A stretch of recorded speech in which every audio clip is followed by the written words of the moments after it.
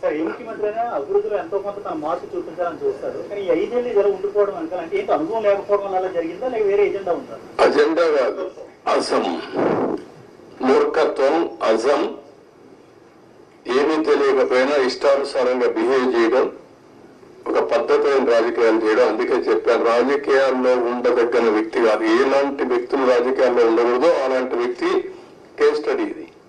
Not only this.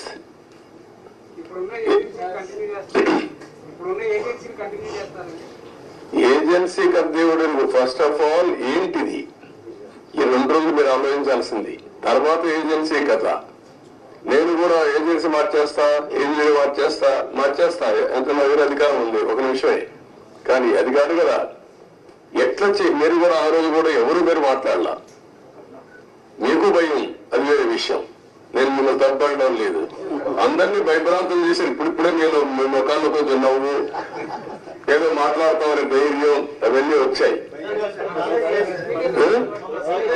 ఒక్క వ్యక్తి కానీ ఏమండి, మిమ్మల్ని కాదు నన్ను కూడా అనలేదు.